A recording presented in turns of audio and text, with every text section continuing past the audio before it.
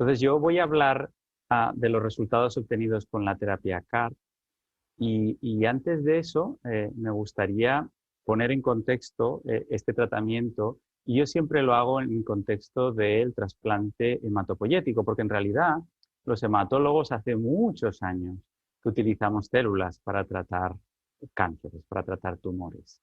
Y esto es el trasplante alogénico de progenitores hematopoyéticos, que es algo que hacemos desde hace muchos años y que digamos que tiene unas ventajas y unas desventajas. Entonces, ¿cómo conseguimos esto? Bueno, tenemos que administrar altas dosis de quimioterapia o radioterapia a los pacientes, erradicamos el sistema inmune y el sistema hematopoyético y lo sustituimos por el sistema inmune y hematopoyético de un donante. Pero obviamente estas altas dosis de quimio y radioterapia tienen una cierta toxicidad y además necesitamos un donante que además sea histocompatible. Esto hoy en día es un poco más sencillo, pero aún así hay que encontrar el donante. Estas células que vienen de un donante pueden provocar una complicación importante, que es la enfermedad de injerto contrarreceptor, que de hecho es más o menos la mitad de la mortalidad relacionada con el trasplante en estos pacientes. Esto nos obliga a administrar inmunosupresores, y estos inmunosupresores que tenemos que dar para que no haya enfermedad de injerto contrarreceptor favorecen las infecciones fúngicas, víricas, bueno, en general infecciones oportunistas. O sea que, bien, tenemos esta arma en la que muchos centros españoles han sido pioneros, incluyendo obviamente el centro de Santiago de Compostela, el Hospital Clínico de allí, pero tiene unos ciertos problemas. Entonces, de aquí nace esta idea tan interesante de coger los linfocitos del paciente. Como son linfocitos del paciente, ya no necesitamos un donante, pero claro, a estos linfocitos hay que manipularlos.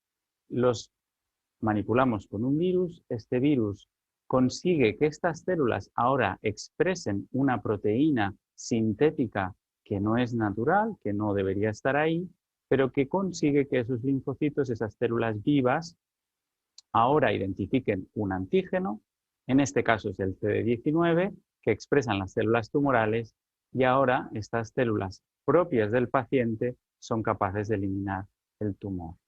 Como son células propias, no hace falta inmunosupresión, no hay enfermedad de injerto contrarreceptor y por lo tanto no hay riesgo de infecciones oportunistas. Sí que puede haber algunas infecciones porque tenemos que poner algo de quimioterapia, pero es una quimioterapia suave, pero desde luego no es lo mismo que un trasplante hematopoyético en el que administramos inmunosupresores. Del antígeno CD19 ya se ha hablado. El antígeno CD19 tiene una gran ventaja y es que lo expresan la gran mayoría, por no decir todas, las neoplasias linfoides B. Y por lo tanto, una única construcción, un único producto, nos sirve para tratar muchísimas enfermedades. Por otro lado, la doctora Sotillo ha expresado muy bien el hecho de que los linfocitos B normales, que también expresan CD19, si no los tenemos, no pasa gran cosa. Podemos sustituirlo con inmunoglobulina. Y por lo tanto, no es un problema grave eliminar los linfocitos B normales CD19 positivos. Por último, otro aspecto muy importante, y ya se ve en la diapositiva, es que la célula madre pluripotencial no expresa CD19 y eso también es muy importante, porque esas células madre pluripotenciales, que son las que van a dar lugar al resto de las células de la sangre, a los neutrófilos, a las plaquetas, a los glóbulos rojos, no los vamos a eliminar porque esas células madre pluripotenciales no expresan CD19. Hay un par de excepciones de neoplasias linfoides B que no expresan CD19, que son el mieloma múltiple, porque la célula mielomatosa, la célula plasmática maligna, pierde la expresión de CD19, por lo tanto los CARs anti-CD19 no son muy eficaces en el tratamiento de mieloma múltiple, y otra enfermedad es el linfoma de Hodgkin, que es una neoplasia linfoide B, pero que la célula tumoral pierde la expresión de CD19. Pero ya verán que ya hay ideas para cómo combatir esas enfermedades, ya se han mencionado por los otros ponentes. La indicación primera se obtuvo, ya se ha explicado también, lo explicó la doctora Sotillo, en leucemia linfoblástica infantil.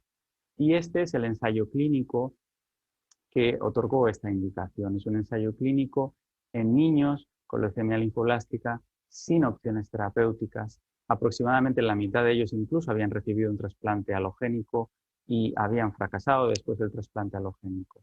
Estos niños que ya no tenían opciones terapéuticas, que ya básicamente estaban para tratamiento paliativo, se les ofreció este tratamiento, se obtuvieron unas tasas de respuesta completa de más del 80% y además, en esta que es la última actualización que yo he podido encontrar, a los 2 años, 2/3 de sus pacientes seguían vivos y en remisión completa.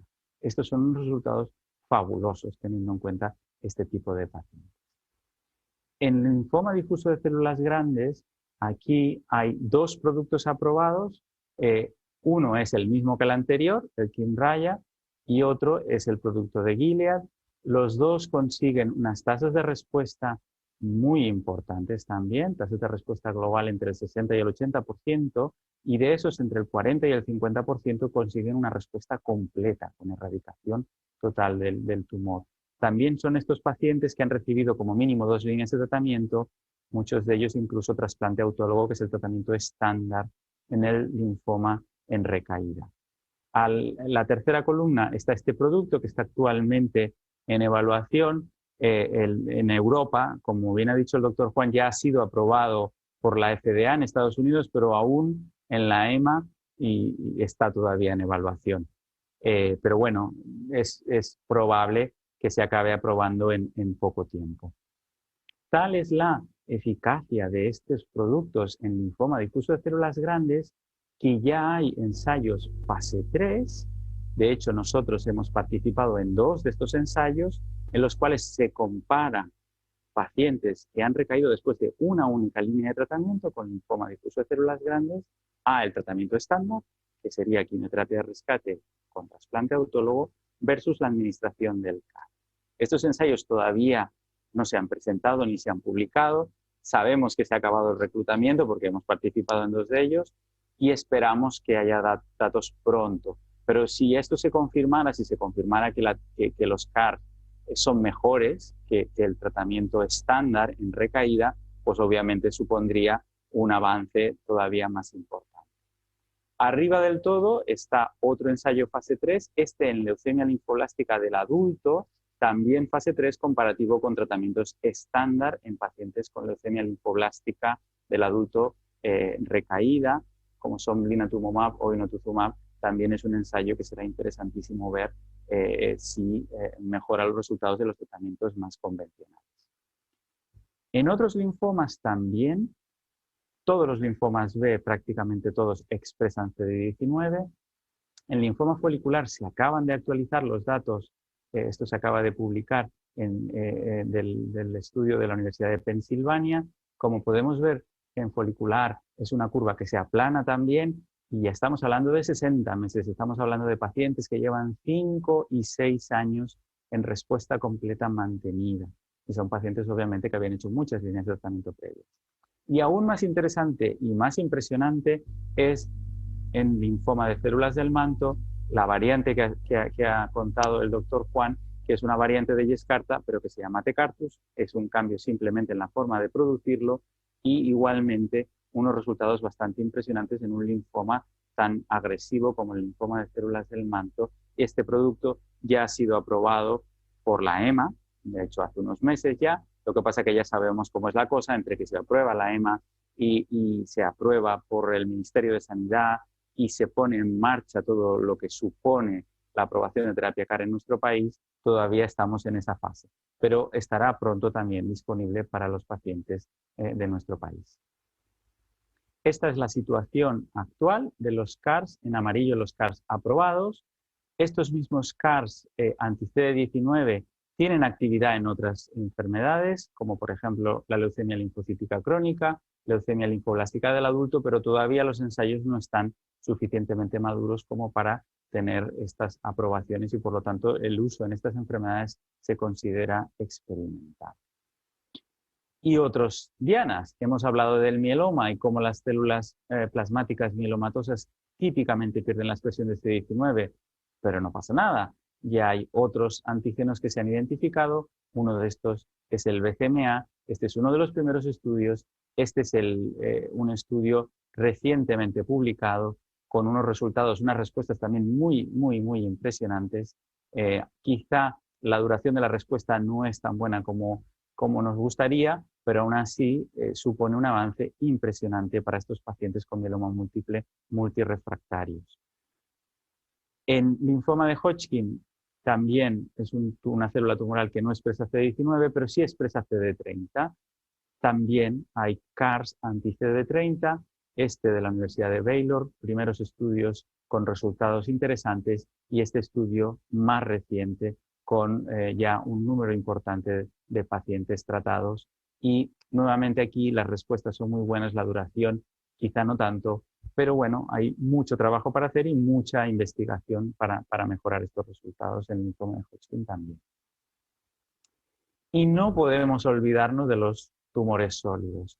Son claramente más difíciles por muchas razones. La doctora Sotillo ha aludido a muchas de ellas, pero desde luego hay muchísima investigación académica y comercial para poner estos productos a punto y que puedan estar disponibles para los pacientes. Otra tabla similar a la de la doctora Sotillo, los resultados hasta ahora no son tan importantes, pero en cualquier caso se han visto respuestas completas, respuestas parciales, y esto lo que quiere decir es que, por un lado, las células CAR son capaces de llegar hasta el tumor en pacientes, estos son pacientes, estos no son ratones, no son modelos in vitro. Las células CAR-T son capaces de llegar, son capaces de identificar el antígeno diana y son capaces de producir una respuesta antitumoral. Ahora hay que mejorar esto para que esas respuestas parciales en algunos pacientes se conviertan en respuestas completas en muchos pacientes y estos productos se puedan aprobar. Ya os voy a acabar, simplemente nosotros, visto todo esto, nos pusimos en marcha. Esto fue un trabajo de unos cuantos años, lo empezamos más o menos en 2012, 2013 y por fin en 2017 pudimos empezar a incluir pacientes en nuestro estudio. Era un estudio piloto, abierto, no aleatorizado, y básicamente era para pacientes con neoplasias B CD19 positivas que no tuvieran opciones terapéuticas. Aquí aceptamos prácticamente cualquier paciente que no tuviera opciones terapéuticas, aunque eso nos podía suponer problemas porque algunos pacientes estaban en situación muy difícil y era difícil sacarlos adelante. Pero aún así, si esta terapia ha de servir para algo, ha de ser para estos pacientes. El primer objetivo de nuestro estudio era obviamente la seguridad. Aunque ya había resultados de CARs similares al nuestro, no había ningún estudio con nuestro CAR, con nuestro anticuerpo monoclonal, con nuestra configuración, con nuestra forma de producirlo. Y por lo tanto, el primer paciente que recibió este producto en nuestro hospital fue el primer paciente en el mundo que lo recibió y por lo tanto nuestro objetivo primario era seguridad. Pero obviamente también queríamos saber qué tasa de respuesta conseguíamos, qué supervivencia libre de progresión y global conseguíamos, la persistencia de esas células en los pacientes y su calidad de vida. Todo esto se lo contará después el doctor Ortiz Maldonado, pero bueno, este fue nuestra apuesta, este fue nuestro diseño y al principio 10 pacientes, como no vimos problemas de seguridad con los primeros 10, hicimos una enmienda para llegar hasta 39. Ahí sí que vimos algunos problemas de seguridad que el doctor Ortiz Maldonado explicará. Tuvimos que hacer otra enmienda, añadimos todavía más pacientes para tener claro cómo manejar estos pacientes. Y esos son los resultados que luego él les contará. Todo el mundo está haciendo mucho hincapié en esto y yo también, y todos lo tenemos que hacer porque realmente este ha sido un esfuerzo de muchísima gente y es imposible hacer algo así, un único servicio, una única persona, realmente no lo es. O sea que es muy importante saber aglutinar a toda esta gente, como han hecho pues los que mandan en el hospital y bueno, nos han ayudado, han tirado del carro y nosotros nos hemos subido al carro también. Y bueno, y también obviamente gracias a las personas que nos han ayudado económicamente, que han sido muchas también. Y con esto ya me despido. Muchas gracias.